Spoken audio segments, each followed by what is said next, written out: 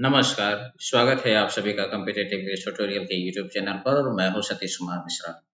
किसी भी प्रतियोगी परीक्षा में सुनिश्चित सफलता प्राप्त करने के लिए जो सबसे आवश्यक और महत्वपूर्ण पहलू होता है, वो होता है उसका ब्लूप्रिंट। जिस तरीके से आप कोई भी मल्टी स्टोरी बिल्डिंग बनाइए या बड़े कोई आलीशान कोठी या बंगला बनाते हैं, तो सबसे पहले आप एक अच्छे इंजीनियर की तलाश करके उसके लिए एक मैप डिज़ाइन कराते हैं और उस डिज़ाइन मैप को अनुसरण करते हुए आप अपनी मनचाही बिल्डिंग या आकृति खड़ी कर लेते हैं आपके सामने में। एग्ज़ामिनेशन में सफलता पाना भी बिल्कुल कुछ इसी तरीके से है। किसी भी एग्ज़ामिनेशन में सफलता पाने के लिए आपके पास एक बेहतरीन ब्लूप्रिंट होना चाहिए। ब्लूप्रिंट का मतलब ये है कि उस एग्ज़ामिनेशन में जितने भी विषय पूछे जाते हैं और जिस तरीके के प्रश्न पूछे जाते हैं और जो-जो चैप्टर्स होते हैं, उनका एक सिलसिलेवार तरीके से सही क्रम में समन्वय। अगर ये आपने कर लिया या जो भी शिक्षक कराते हैं या पढ़ाने वाले गुरुजी कराते हैं, अगर उन्हें इस सिलेबस को सही तरीके से सुनियोजित करने आता है, फिर तो बच्चे को सही तरीके से सक्सेस दिलाना कोई बहुत बड़ी मुश्किल बात नहीं है। अब अगर मैं बात कहूँ, तो इसी को एक तरीके से ये ब्लूप्रिंट या रोड मैप आपके पास होना और इसके अकॉर्डिंगली चलना, इसी को अगर हम शॉर्टकट में कहें तो कहते हैं इसी को कि अच्छी शुरुआत आधी जीत की आधारशिला रख देती है, यानी well begun is half done. अभी वर्तमान में जो इंग्लिश मीडियम में पढ़ने वाले बच्चे हैं, ये चाहे सारे सब्जेक्ट, एक हिंदी विषय को छोड़ दिया जाए तो सभी विषय अमूमन अंग्रेजी मीडियम में ही पढ़ते हैं। लेकिन अंग्रेजी की समझ इंग्लिश मीडियम में पढ़ने की वजह से इनमें भ्रम होता है कि ये पढ़ लेते हैं इसलिए इनकी अंग्रेजी अच्छी है।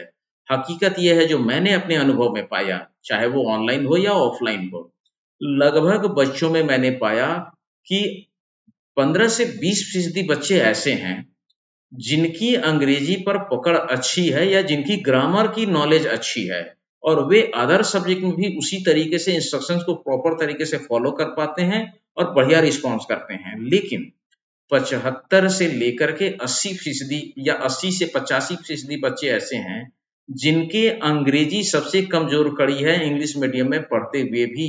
वो अंग्रेजी पढ़ना जानते हैं लेकिन अंग्रेजी के ग्रामर के स्तर पर अगर उनके लैंग्वेज की बात की जाए, उनकी जानकारी की बात की जाए, तो ग्रामर उनकी सबसे कमजोर कड़ी है और इसमें बच्चे दोषी नहीं हैं। इसका सबसे बड़ा कारण क्या है? स्कूलों में ग्रामर पर अलग से कोई विशेष ध्यान नहीं दिया जाता। लिटरेचर की बुक होती है, वर्कबुक होती है, उस वर्कबुक में जो ग्रामर मिल गया उसकी प्रैक्टिस करा दी गई, लेकिन उसकी जो थ्योरी है, उसकी अच्छी पकड़ या जानकारी बच्चों को नहीं दी जाती।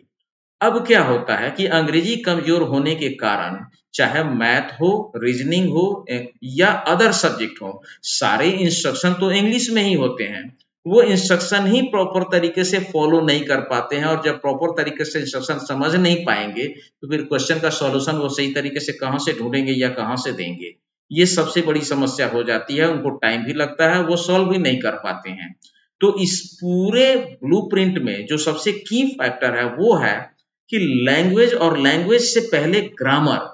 ग्रामर के माध्यम से आप लैंग्वेज को सही तरीके से मजबूत स्थिति में करें और फिर अन्य विषयों में भी जाएं, क्योंकि अगर ग्रामर की समझ अच्छी होगी, वर्ब फॉर्म आपको पता होगा, tense, narration, voice, subject, verb, agreement अगर आपका अच्छी तरीके से इस पर आपकी पकड़ अगर होती है, तो आप दिए गए इंस्ट्रक्शन को सही तरीके से समझ भी पाते हैं और उसका सॉल्यूशन भी आप करने की स्थिति में होते हैं, क्योंकि एग्जामिनेशन हॉल में आपको कोई डायरेक्शन देने वाला नहीं होता है।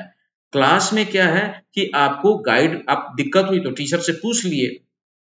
दूसरी बात क्या है कि वहाँ समय का भी अभाव होता है। खुद से पढ़ना, क्वेश्चन का क्या डिमांड है इसको समझना और त्वरित उसका रिप्लाई देना, ये सारा समन्वय आपको बना करके चलना पड़ता है।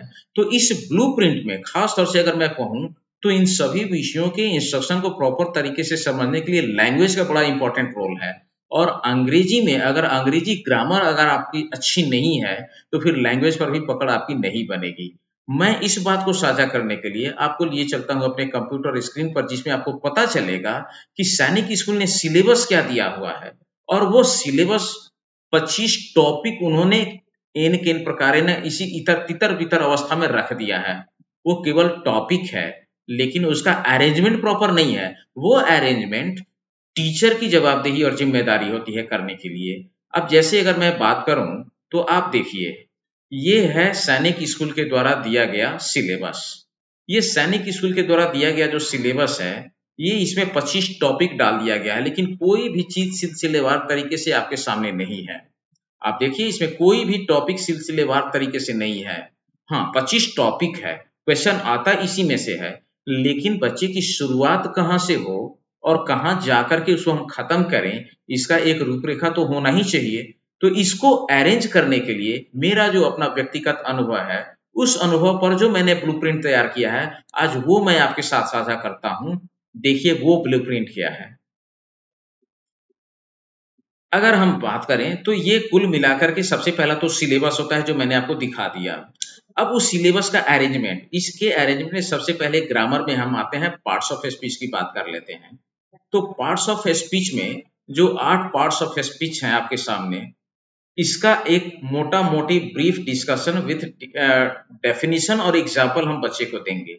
लेकिन जब नाउन की डीप स्टडी कराएंगे तो उसमें सबसे पहले आता है काइंड्स ऑफ नाउन, और काइंड्स ऑफ नाउन के साथ ही बच्चे को नंबर, जेंडर और केस, ये 3 चैप्टर नाउन चैप्टर के साथ ही इंक्लूड करके पढ़ाने वाला चैप्टर होता है। फिर बारी आती है प्रोनाउन की, क्योंकि प्रोनाउन नाउन का सब्स्टिट्यूट होता है, तो प्रोनाउन में भी काइंड्स ऑफ प्रोनाउन पढ़ाएंगे, और इसमें भी नंबर, जेंडर, केस, और एक टॉपिक और इसमें ऐड हो जाता है, वो है पर्सन। अब अगर हम बात करते हैं एडजेक्टिव, तो प्रोनाउन चैप्टर की जब आधी पढ़ाई हो जाए, यानी आधा काइंड्स ऑफ प्रोनाउन आप पढ़ाते हैं, उसी बीच में आपके एडजेक्टिव की भी एंट्री हो जानी चाहिए, और तब यहाँ पर आता है kinds of adjective and pronoun. क्योंकि प्रोनाउन और एडजेक्टिव के कुछ ऐसे काइंड है जो दोनों में कॉमन है, नेम वाइज। और जब एडजेक्टिव चैप्टर खत्म हो जाए, तब एक आर्टिकल जो चैप्टर आता है, इसका इंट्रोडक्शन बच्चे से इसी एडजेक्टिव चैप्टर के समाप्त होने के तुरंत बाद कराया जाना चाहिए। उसके बाद बारी आती है वर्ब की। वर्ब एक ऐसा चैप्टर है ग्रामर का, जो लगभग ग्रामर का 75% एरिया तो अकेला ये वर्ब कवर करता है।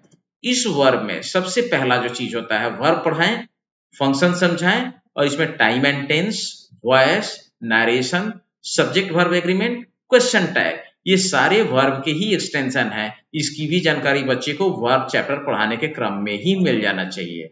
उसके बाद बारी आती है एडवर्ब की, और एडवर्ब में काइंड्स ऑफ एडवर्ब और पोजीशन ऑफ एडवर्ब। फिर आता है बारी प्रीपोजिशन की, उसके बाद कंजंक्शन। कंजंक्शन में जब हम पढ़ाएंगे तो कंजंक्शन में काइंड्स ऑफ कंजंक्शन, और इसमें कोऑर्डिनेटिंग कंजंक्शन और सबऑर्डिनेटिंग कंजंक्शन, इसकी जानकारी होनी चाहिए। फिर आता है इंटरजेक्शन, और फिर आता है same word use as different parts of speech. जब इस चैप्टर को आप प्रॉपर तरीके से डील कर देते हैं, ये जाने का तरीका हुआ, इस तरीके से जब आप जाएंगे तो बच्चे का जो नॉलेज होगा वो बिल्कुल सुव्यवस्थित होगा, और माइंड सही तरीके से उसको एब्जॉर्ब भी करेगा, उसकी जरूरत भी पड़ती है। अब बारी आती है ग्रामर में सेंटेंस की, तो formation and ordering of words, इससे क्वेश्चन भी आता है। फिर सब्जेक्ट प्रेडिकेट, ये सेंटेंस का पार्ट है। फिर टाइप और काइंड्स ऑफ सेंटेंस की बात आती है।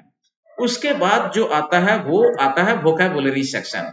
इस वोकैबुलरी सेक्शन में antonym, synonym, words denoting collection, one word for many, idiomatic comparison, rhyming words, words misused and confused, idioms and phrases, cries of signs, cries and sounds of animals and objects, word building। अब word building में क्या है कि formation of verb from noun, noun से verb का formation, verb से adjective का formation, noun से एडजेक्टिव का फॉर्मेशन, एडजेक्टिव से नाउन का formation, formation of abstract noun, formation of noun from verbs, singular plural, यानी ये नंबर वाला चैप्टर आ गया यहाँ पर एक बार फिर से, एंड करेक्ट स्पेलिंग, ये सारे पोर्शन आ जाते हैं वोकैब सेक्शन में। तो इसकी जानकारी देना बच्चों को जरूरी होती है। अब ये वोकैबुलरी सेक्शन, इससे लगभग 10 से 12 क्वेश्चन आते हैं।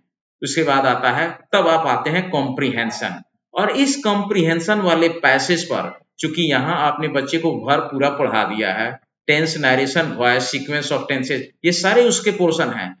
आप यहाँ कॉम्प्रिहेंशन में उसका अप्लाइड ग्रामर, इसको हम कह सकते हैं एक तरीके से। वो थ्योरी था, अब यहाँ उसका एप्लीकेशन होगा और बच्चा इसको सही तरीके से कॉम्प्रिहेंशन में क्या लिखा गया है, क्या उसका मतलब है, इससे रिलेटेड क्वेश्चन क्या पूछ रहा है और हमें क्या सही ऑप्शन चुनना है, तब बच्चा, जबकि सैनिक स्कूल के प्रीपोजिशन सिलेबस की अगर मैं बात करूं तो देखिए इसने सबसे पहले पैदान पर रखा हुआ है कॉम्प्रिहेंशन पैसेज, जबकि कॉम्प्रिहेंशन मेरे ब्लूप्रिंट में सबसे निचले पैदान पर है। ये मतलब ये होता है, इन सारी प्रक्रियाओं को कर ले तो आप प्रैक्टिकली यहाँ पर जाके अपने ग्रामर को सही तरीके से जांच पाएंगे। उसके बाद जो सबसे इंपॉर्टेंट टॉपिक जिससे बार बार क्वेश्चन पूछा जाता है और ऐसा कोई साल नहीं है जिसमें इससे क्वेश्चन न पूछा जाए, वो कौन है? आर्टिकल, प्रीपोजिशन, वर्ब, वर्ब में टेंस, सब्जेक्ट वर्ब एग्रीमेंट, ये निश्चित रूप से आता है, और formation and ordering of words in sentence. तो ये ब्लूप्रिंट है। इस ब्लूप्रिंट को अगर आप फॉलो करें तब जाकर के ग्रामर सही तरीके से, अब मैंने इस तरीके से जब भी बच्चों को पढ़ाया है तो अमूमन 2 महीने का समय, 2 से ढाई महीना मैक्सिमम, आप मान लीजिए इनकेस 3 महीना समय लगता है पूरे सिलेबस को कवर करने में। और बच्चा एक बार जब इस सिलेबस के अकॉर्डिंगली गुजरता है तो उसको लगता है कि जो ग्रामर में फाउंडेशन दिया गया या जो बेस तैयार किया गया वो अब सही तरीके से व्यवस्थित है और उसका प्रैक्टिकल अप्रोच दिखता है सेट प्रैक्टिस में जाकर के। अब बात आती है कि बच्चे की तैयारी कब शुरू करनी चाहिए। तो देखिए, अगर क्लास 6 के लिए आप तैयारी कर रहे हैं, वैसे अभी की बात मैं करूं तो 5-6 में जो लोग भी बच्चे हैं वो तो ऑलरेडी कहीं ना कहीं तैयारी में इन्वॉल्व हैं। मेरे साथ भी पढ़ने वाले बच्चे, ऑनलाइन हो या ऑफलाइन हो, वो मेरे साथ पढ़ रहे हैं। हाँ, जो लोग छठे वेटिंग लिस्ट की इंतजार कर रहे थे, ई काउंसलिंग की, सॉरी, वो अब वेटिंग लिस्ट की इंतजार करेंगे और वेटिंग लिस्ट में भी जब जगह नहीं मिलेगा तब वो मुड़ेंगे उधर की तरफ में। तो ऑलरेडी उनके पास पिछले साल का एक स्टडी है, उनके लिए कम समय में भी रिकवर कर लेने का टाइम है, लेकिन अब समय है कहाँ। अब जो समय बचा वो अब यहाँ से प्रिपरेशन में लग जाने का समय है। लेकिन अगर बच्चा क्लास 4 में है तो उसे शुरुआत का 4 महीना केवल 1 घंटा इस लैंग्वेज की पहली पढ़ाई होनी चाहिए, ग्रामर की। 4 महीना 1 घंटा कंटिन्यूअस अगर चले सप्ताह के 6 दिन तो 4 महीना पूरा समय लग जाता है इस सिलेबस को कवर करने में। और एक बार अगर ये ग्रामर का सिलेबस कवर हो गया तो अगले 4 महीना बाद, यानी अगर अगस्त में, अगर इस मंथ की मैं बात करूं और अभी से कोई बच्चा इस अपनी स्टडी की शुरुआत करे ऑनलाइन तैयारी की, जिसे अगले साल 5 में जाना है और अगले साल सैनिक स्कूल और आरएमएस का एग्जाम देना है, तो उसको कायदे से अब अगस्त महीने से अगर वो 4 महीने का तैयारी करे, 1 महीना 1 घंटा, केवल 1 घंटा, उसको ज्यादा जोर नहीं देना है अंग्रेजी, तो उससे क्या होगा, लैंग्वेज की पकड़ पहले अच्छी होगी और उसको ज्यादा भार नहीं महसूस होगा। उसके बाद अगस्त, सितंबर, अक्टूबर, नवंबर, नवंबर होते होते उसका 4 महीना कंप्लीट हो जाएगा और लैंग्वेज पर पकड़ अच्छी हो जाएगी, ग्रामर की समझ विकसित हो जाएगी। तब उसको दिसंबर से लेकर के मार्च तक अगला 4 महीना जो है उसका ड्यूरेशन 2 घंटे का होना चाहिए, और उसमें इंग्लिश, मैथ और रीजनिंग, जिसमें 3 दिन इंग्लिश, 3 दिन रीजनिंग। चूंकि इंग्लिश ऑलरेडी वो पढ़ चुका है तो वो रिवीजन में उसका चलता रहेगा। रीजनिंग 3 दिन का इंट्रोडक्शन रहेगा क्लास, और मैथ रेगुलर वे में चले। तो मार्च आते आते स्टैंडर्ड 4 लेवल का कॉम्पिटिटिव पॉइंट ऑफ व्यू से मैथमेटिक्स एक अच्छे तरीके से बेस तैयार हो जाएगा। और मार्च के बाद जब बच्चा अप्रैल से 5 में जाएगा, वहां से उसके 3 घंटे का ड्यूरेशन अगर दिया जाए तो ये क्रमशः 4-4 महीने के अंतराल पर 1-1 घंटे का ड्यूरेशन जो उस बच्चे का बढ़ेगा, उस बच्चे को भार महसूस नहीं होगा और आराम से वो हैबिचुएट भी होता है धीरे धीरे बैठने, माइंड कंसंट्रेट करने और चीजों को समझने, और उसके हिसाब से अपने आप को वो काम करने के लायक बना पाता है या हम उसे बना पाते हैं। और इस तरीके से जब अप्रैल से दिसंबर तक बच्चा 3 घंटे वाली स्टडी में जाएगा तो वहां फिर 2 सब्जेक्ट अतिरिक्त बढ़ेंगे उसको, साइंस, एसएसटी, जीके, 3 सब्जेक्ट और बढ़ जाएंगे। तब वहां वो 6 सब्जेक्ट पढ़ेगा 3 घंटे के पूरे सप्ताह के समयांतराल में, उसकी अपनी एक रूटीन फ्रेमिंग होती है। और फिर उस बच्चे के लिए बिना एक बार लोड दिए हुए थोड़ी थोड़ी अंतराल पर लोड बढ़ाना और धीरे धीरे उसको मानसिक रूप से तैयार करना, और ये तरीका होता है एक, मैं अगर कहूं तो इसी को मैं ब्लूप्रिंट कहता हूं। इस तरीके से अगर सधे कदमों से तैयारी कराई जाए तो कोई कारण नहीं है कि बच्चा आपका सक्सेस ना हो पाए। तो मैं यही कहूंगा कि इस रणनीति से अपने बच्चे को तैयार करें और इसके हिसाब से आप बच्चे को तैयार करें तो आपके बच्चे को निश्चित रूप से सफलता मिलेगी। बिना किसी आपाधापी के, बिना किसी प्रेशर में आए हुए, आराम और इत्मीनान से पढ़ते हुए भी सफलता पाया जा सकता है। ज्यादा इसके लिए हसल बसल करने की जरूरत नहीं रहेगी आपको। तो मुझे लगता है कि अगर आपको ये चीज पसंद आया हो तो इस वीडियो को लाइक कीजिए, शेयर कीजिए, अपने सुझाव कमेंट के माध्यम से जरूर दीजिए। और यदि आप ऑनलाइन क्लास हमसे जुड़ना चाहते हैं तो स्क्रीन पर ऑलरेडी हमारा ऑनलाइन मेरा नंबर, कॉन्टैक्ट नंबर डिस्प्ले होता रहता है, उस पर आप कॉल करके ऑनलाइन क्लास से संबंधित जो भी जानकारी आपको लेना हो आप ले सकते हैं। कैसे तैयारी करना चाहिए इसका पूरा मार्गदर्शन आप मुझसे ले सकते हैं। इसके लिए कोई बड़ी बात नहीं है। अभी के लिए इतना ही। बहुत बहुत धन्यवाद।